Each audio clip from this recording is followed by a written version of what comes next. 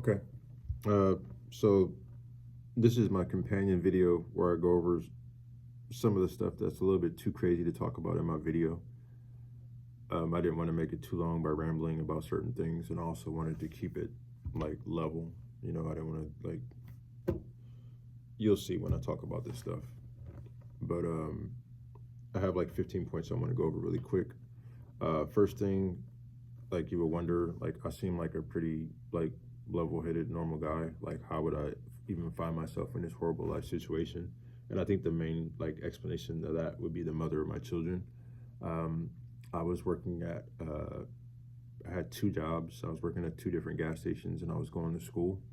And this woman came and like asked me for my number, and ended up like taking me to like strip clubs and limousines, and like taking me to like fancy hotels for the weekend, like supplying me with all sorts of drugs. And it turns out that this woman was a former prostitute who was currently a pimp and an identity thief. And they used to go around making credit cards and going shopping. So just pimping and thieving and stealing. And she told me she worked in an office. So, and I ended up getting her pregnant by the time, and after she got pregnant, she told me the truth about who she was. And I resented her for that. Like, our relationship was ruined, but I was scared of her because she had so many connections and could like make fake IDs, could like do all sorts of things, could make whole new identities. And she knew, like, I'm not even gonna get into like type of people she knew, but she knew politicians as her clients. She knew basketball players as her clients. She had a specific coach of a certain team that was one of her top clients. So the mother of my children kind of got my life on the wrong like start, and that kind of explains like how any of this even was facilitated. John Burris. I mentioned John Burris. He's a famous civil rights attorney here on the West Coast. I don't know about other parts of the country, but the main point is that John Burris has the police report, and he knows everything about what was said about me and what's in the police report, and he knows everything. He's a famous person, and the police gave him the full report the day of the eviction. So he knows every single thing, all the things that I was dying to know, all the things that they falsified and fabricated. There's a famous civil rights attorney that the police gave all this information to, and instead of sharing it with me to help me to defend myself, he just took the police's word for everything and helped to smear my name so that I couldn't get representation for the civil rights case that I clearly have. Third point that I want to make is I'm not a pushover or a punk. Like, these people completely destroyed my life and destroyed my family. And I just want to make it clear that this started in 2013. I knew by middle of 2014 that my life was over. Like, the police had me surrounded. Like, everyone who I called, like, you could tell that they already heard my story and that they weren't trying to like listen. I would call the sheriffs, I would call the FBI, and they all like acted like they heard my story before, and they were 100% certain that I was wrong and I was lying, and they just treated me like the scum of the earth. So I told my kids way back in 2014 that when something like this occurs and people take your family, take your life, and make it so that you can't live, like, there's only one thing that you do. Like, there's only one way to respond. And I told my kids that I was capable of responding, and I was capable of showing the police that you don't do this to anybody, because one single man can deal with an entire police department if you motivate them properly. So I asked my kids in 2014, could I handle this and show the police the mistake that they're making and make them regret what they did to me? And I explained to them that I would probably not survive it, but my kids would not allow me to do what I needed to do. The fourth point that I want to make is there was one of the times that I took my kids to the Motel 6 because that was the main place that we went, because I couldn't afford a fancy hotel because we were going to stay there for extended periods of time. So one of the times that we stayed there, the police had a crackhead stand outside our room for hours and talk about like our family by name. She would say Cameron this, Cameron that, Linda this, Linda that. So basically, there was a woman outside of our room like harassing us for hours, talking about our family. And the only person that really remembers that is my oldest son, like because my kids were really young at the time. So my oldest son actually remembers all this, and like so that's just an example of this, like the intricate and extreme harassment. Like they will literally have people harass us and follow us. The fifth point I want to make, this is kind of crazy. I explained that I was on drugs a lot throughout this because I wanted to kill myself. I really, really wanted to die for like a really long time. Sometimes I still feel that way. But during the illegal eviction, when I was using drugs,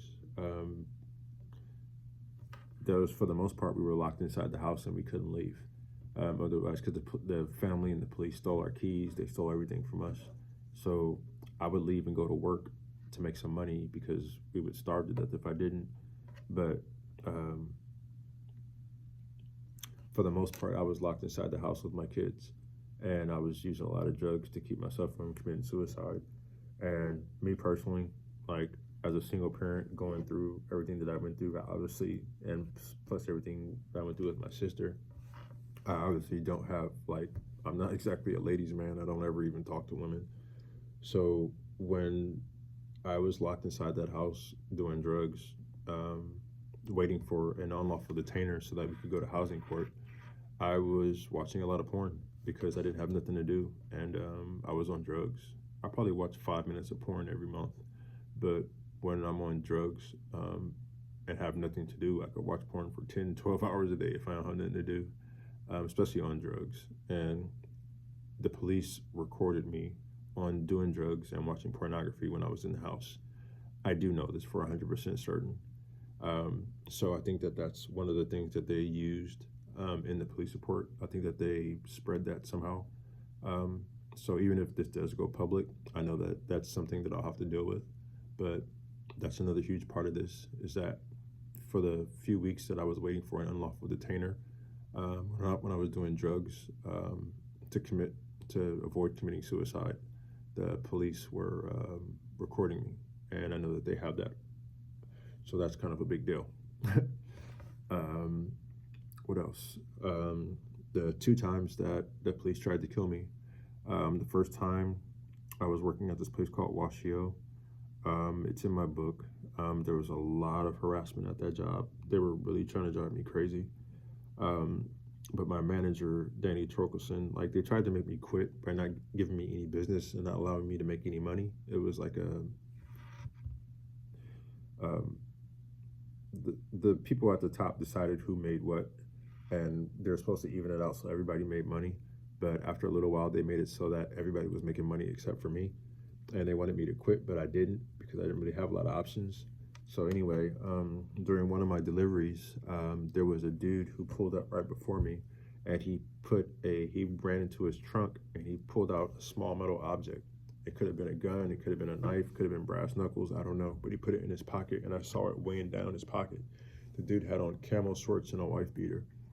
I was doing a delivery at a high-end apartment complex, and this dude went into the apartment complex before I did. He didn't live there because there were people who were going in, and he held the door for them and he followed them in, and I saw them looking at him like, what are you doing in here? So anyway, I saw him go in before me. I saw him put a heavy metal object into his pocket.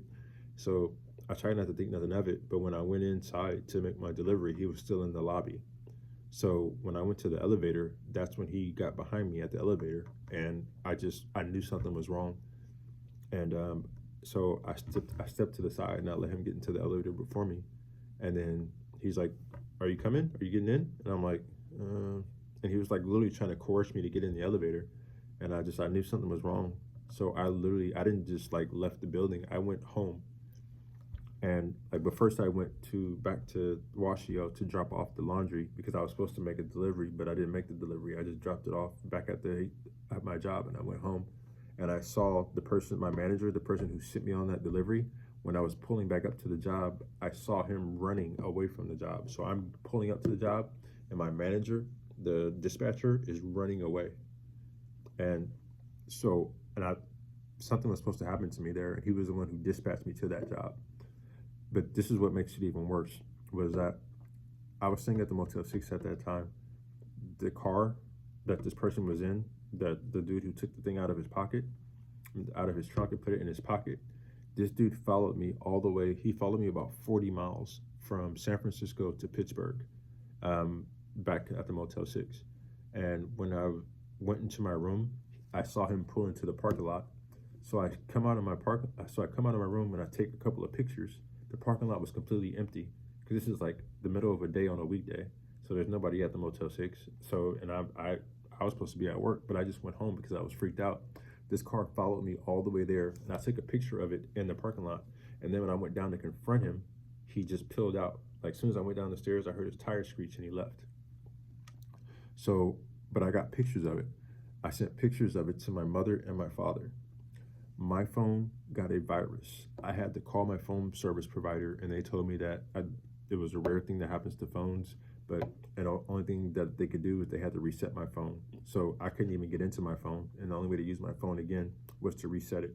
So I had to erase all the data on my phone, including the picture of this car. My father, I called him to get a copy of it from his phone, and he said it was no longer in his phone and he couldn't explain it. Somebody probably got into his phone and erased it. But my mother's she had an iPhone, and her iPhone exploded in her purse. Like, it looked like a bomb went off inside of her purse. Like, her screen was like sideways. It looked like there was a small explosion in her. So anyway, the exact same time that this happened and I took pictures, everybody's phone either got a virus or was destroyed. So that was the first time that somebody tried to kill me, and I got it on video, but all the video got corrupted on everybody's phones. The second time was, I don't even like talking about this. I was driving in San Francisco and I was going through Van Ness. I was going through a green light, and I don't know why, but even though the light was green and I had nothing in my way stopping me, I just slowed down. I was probably going about 25, 30 miles an hour, and I slowed down to like 15 miles an hour just for no fucking reason. I just slowed down, and then I heard a car coming down Van Ness, and the light was green. There was like no, like, it wasn't no yellow, red, nothing. There was no reason for a car to run the light. But as soon as I was going through the intersection, I heard a car accelerate, and it like, now mind you, I didn't know that this car was coming. I just randomly stopped for no reason. Like, I had the green light, and I don't know why I stopped to this day. Like, it freaks me out, and I told myself I would never even talk about this, and I don't even know why I'm doing it here. But this is what happened. Like, I was going through a green light, and I slowed down for no reason. And then all of a sudden, I heard a car. I heard it accelerate, and it was probably going like 45 to 60 miles an hour down a road, like going down Van Ness in San Francisco. The speed limit is like 30, but it was going like twice the speed limit. And it went by the front of my car so close. I don't understand how it didn't hit me. I just know it was a white car, but it was just like a blur. And I heard it accelerate right as it was supposed to hit me. And it was going to hit my driver's side door. Like, I would have died for sure. Even with my airbags, I'm pretty sure I would have died. And it was just the freakiest thing, because I don't know why I stopped. I don't know what made me stop.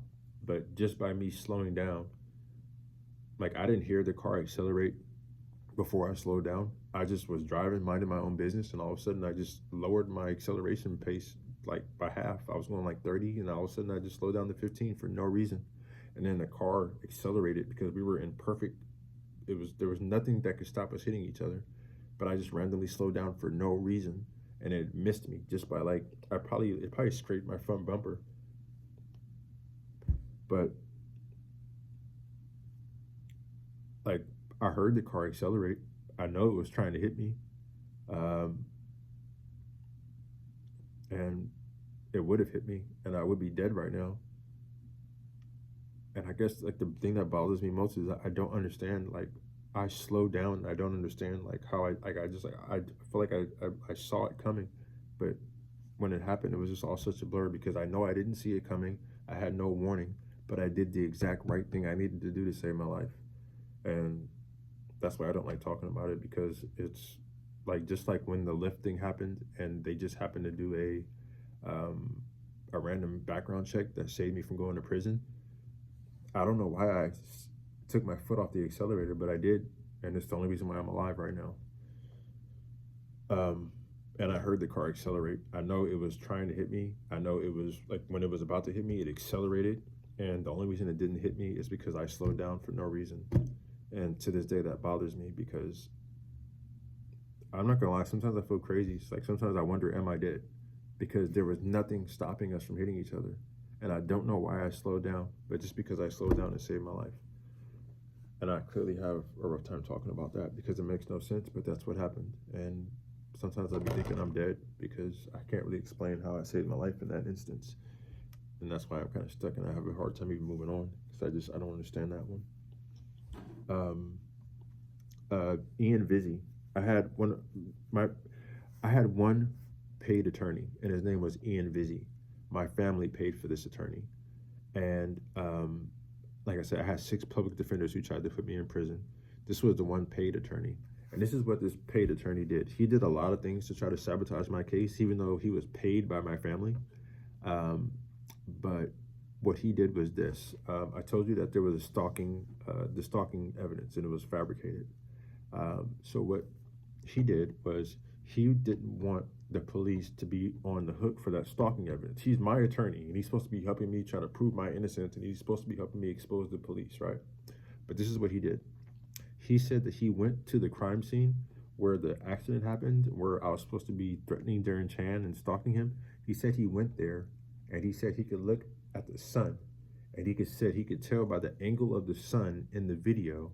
He could tell that the stalking video was actually taken in the evening and not the morning. So that meant that it wasn't me and it was just a mistake. And he said that we should just forget all about that stalking video because it was just a mistake that the police made because the video was actually in the evening and not the morning. So the police just made a mistake and there was no, like, they just saw that video and they mistakenly thought it was you.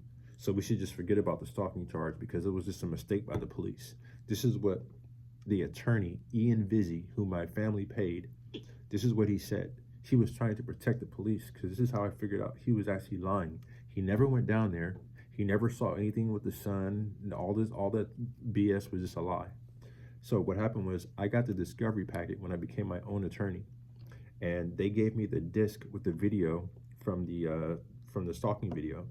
And when you certain videos, you're able to go into even though it's a CD-ROM copy, you can still go into the details of that video to see the characteristics. So I went into the characteristics and I was able to get into the details to see that the video was in the morning, just like it was supposed to be. So when he said, "Oh, I went down there and I could tell that it was at nighttime," it was all a lie. The details from the video showed the time of the video, and it was the morning. So this dude that my family paid to defend me was lying to me, trying to get me to disregard the stalking evidence because the police wanted to get rid of it because I exposed it as false. So now my own attorney was trying to convince me to disregard it by lying with a very intricate, detailed lie about the level of the sun and the angle of this. Like, this is my paid attorney. So that's crazy. So just to show you, it wasn't just the public defenders. It was even a paid attorney who was working with the police trying to ruin my case. Another thing was I have so many stories of different jobs firing me and harassing me. Like what I went through at Washio was one of the worst things ever. Even before like my manager helped try to kill me, they tortured me in such a way, like for months. Like I'm not even. It's in my book, but this is one that's like I used to work for this company called ViStar, and I only worked there for about 4 days, and I had a lot of stories like this. So my manager was a lady named Yasminia, who worked at a company called ViStar, and the police paid her to make sure that I got fired within the first week. I was paid to do the maintenance in the freezer area, And that was my job, to put on this big heavy freezer suit and maintain the freezer area and make sure that it was all stocked and neat. So my manager, my direct supervisor named Yasminia, I was working there a couple of days and I was doing my job. I was going in the freezer. I was keeping everything stocked. And she says, you know, it's really cold over there and you don't really need to go in there. You can just stock the regular warehouse and don't worry about the freezer. So I said, but that's what they hired me to do. And she said, no, don't worry about it. So I was like, I felt like it was weird. So I listened to her and I didn't go in as much, but I still went to check on the freezer to make sure everything was good. And one time she caught me coming out of the freezer and she scolded me, like, I told you not to go in the freezer. And I'm like, so now you're saying, so you were saying I shouldn't go into the freezer, and now you're demanding that I don't go in the freezer. So basically, Monday and Tuesday, I did my job. Wednesday and Thursday, I was demanded not to go into the freezer. So this is what happened on Friday. Yasminia comes up to me and she gives me an apple. And she says, oh, here, have an apple. And I'm like, why are you giving me this? And she says, oh, I don't know. I'm leaving for the day. So I'll see you on Monday. So I said, okay, bye. I'll see you Monday. So then at the end of the day, her boss comes downstairs and talks to me and he says, okay, well, appreciate your help, but I don't think we're going to be needing your services anymore. We hired you to maintain the freezer and you didn't go into the freezer not a single day this entire week. And I said, I was in there Monday and Tuesday and Yasminia told me not to go in there. And he said, Yasminia wouldn't tell you that. Why would she tell you not to do your job? And I was like, well, call her. She's like, and he's like, well, she's not here. And it's a done deal. So thank you for your services. Goodbye. So basically, my supervisor told me not to do my job for an entire week. And then she left early on Friday. And she basically told them to fire me and told them that I wasn't doing my job when she was the one who told me not to do it. And these are the types of like scams and hustles that I would run into over and over and over. And that's why I started driving for Uber and Lyft, because I didn't want to experience it no more. Because when you get to a certain age, getting fired and tossed out of places like garbage, it affects you even more than it does as a younger person. Another thing I want to talk about, way back in 2013, this family that was working with the police to illegally evict me, I thought in the beginning that they were recording our conversations, but in hindsight, now I can see that that's not what they were doing, because we were talking about things that didn't, like, everything that we were talking about was in my favor because I had the legal standing. So when I thought about it, I was like, there's nothing to record here. And then I realized, like, if you look at the app that they were using to record my voice, and then you look at voice cloning apps, that's what they were doing. They weren't recording my voice. They were like, they had this app, they were recording my voice on a voice cloning app way back in 2013, because voice recording apps and voice cloning apps, they look very similar, because like you have to talk into them for a while for them to train your voice. And I didn't realize until many years later that back in 2013, when this all began, they weren't recording our conversations. They were recording my voice so that they could clone it. Like, the app that they were using was a voice cloning app. They weren't recording my voice. They were recording it so it could be trained on the phone. And I don't know how and when they use this, but just like I told you that the law firm like recently said that I turned down the offer when I didn't do anything, like these are the type of things that made me think that, like, well, I know that they recorded my voice on a voice cloning app, but I don't know what they did with it. And that's just another crazy thing. Like, when I don't think that I'll ever get to the bottom of everything that they did, but if I were to get to the bottom of it, that would be another element of it. This is the government, and they are 1,000 steps ahead, and that's just another thing that I have to deal with and that I have to work around. Another thing, the family that the police were helping to illegally evict me, they were all on drugs. My actual landlord, who I rented from, he, like, the reason why he died was because he had heart failure from doing too many drugs. He was a trust fund kid, and he killed himself by doing too many drugs. And he actually hit a light pole and caused a blackout. He flipped his car. He didn't have a driver's license. The wife was on, I think, pills. I saw the daughter do crystal meth and pills while I was there. So their whole entire family was on drugs. I never had a criminal record, and I was doing drugs to stop from committing suicide. So it was a completely different situation. And they sided with this family that was a known criminal family, known drug addicts, but they didn't even know who I was. They didn't know anything about me, but they sided with this family over me without even knowing me, and I had the legal standing. So I'm just letting you know that this family that the police were helping were like literally known scum, and they didn't even know me. But just because I was black, they sided with this family and helped them, and that's Concord for you. Another crazy thing is they had an informant named Clayton. He was a friend of mine, and he was a very crazy person who I liked being around because I think I was a little self-destructive at the time, and I kind of enjoyed certain types of people around me because it just matched what I was going through. I think I was going through a hellish time, and I didn't keep the best company. And this person I know named Clayton, he was used by the police as an informant. And if I ever get to the bottom of the police reports, he'll definitely be in there. And I think that that's how, like, because they're saying that the police reports are classified and they're redacted. And I think that one of the reasons that they're using to redact the report is that they're saying that they have an informant. But just to be 100% clear, Clayton was a drug addict who was in jail. They took him out of jail and dropped him off at my house. He didn't even know where I lived. And all of a sudden, one night during the month that they were trying to illegally evict me, he just randomly came to the house. He didn't even know where I lived. And I wasn't even thinking. I was just so lonely, and I was just going through so much shit.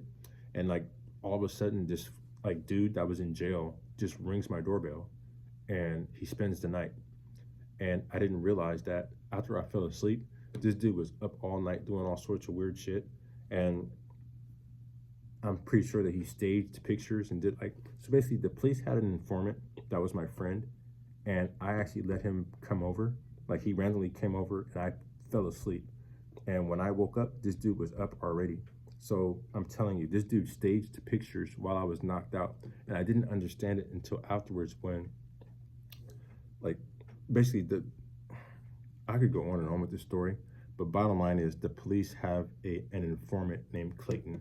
He was my friend, and if I get into the actual police report and I actually see it, you will see that the police will state that he was an informant and that he was able to infiltrate the house and do this and do that, but he was in jail. He had no idea where I lived, and the police took him out of jail and brought him to my house. So anything that you see from Clayton in that police report is staged by the police. They took him from jail, gave him instructions, and then when he came to the house, he waited until I fell asleep, and he took pictures and added that into the extra stuff in the police report. So they could have so many things about me. They could have so many pictures. They could have so many facts. But these are the ways that they were able to set it up and set me up. And Clayton is just one of the many ways that I was set up. Almost done here. I pay $1,000 a month in back taxes. In order to beat my criminal case, I started out doing methamphetamine, and that's why I was watching a lot of pornography, because that was the drug that I started using to stop from committing suicide, because I didn't have any money. And methamphetamine is the cheapest drug ever, and it makes you so confident, and it gives you stamina and energy that you could never match in a million years sober. So I was able to use that to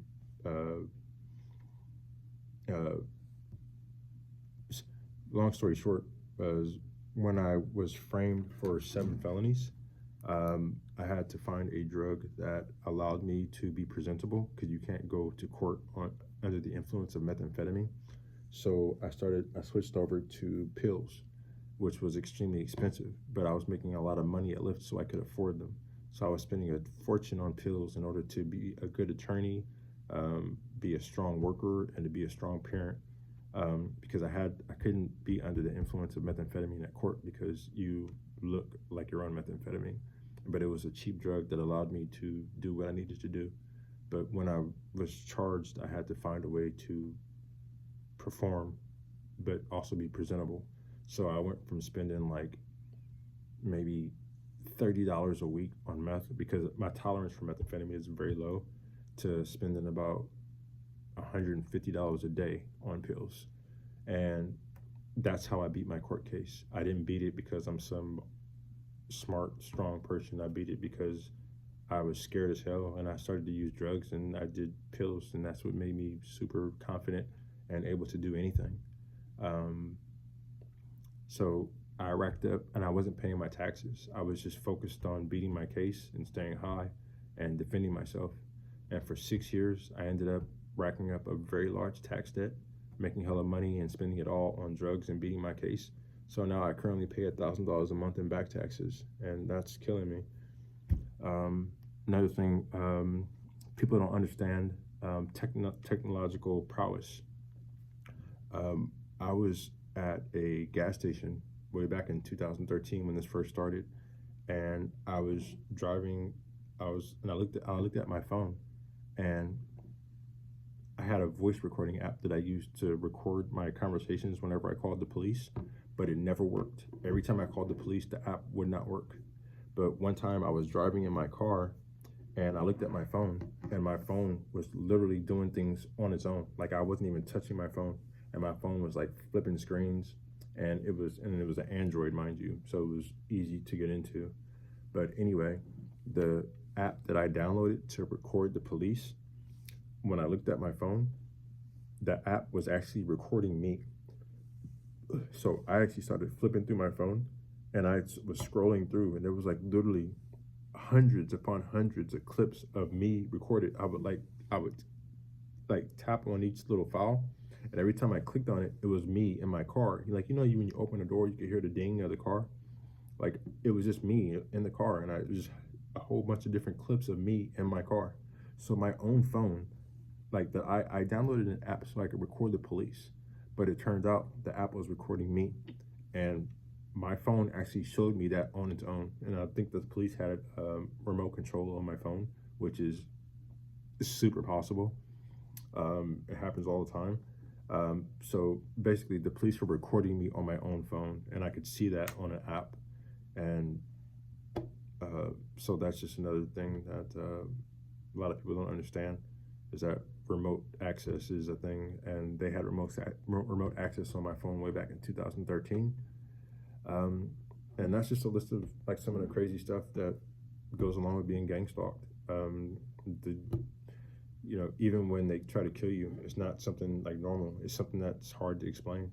And the crazy thing is, they had me in prison. Like, when they scheduled that illegal trial, there was nothing stopping me from going to jail. When they tried to hit me on Van Ness, there was nothing stopping that. I don't know how I was able to stop and not get hit by that car.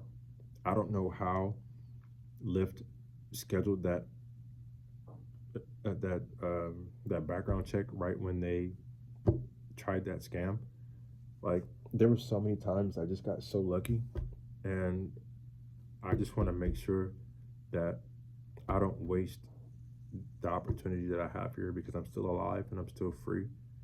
So I want to use my life and my freedom to expose these people. And there's other people that this is happening to. And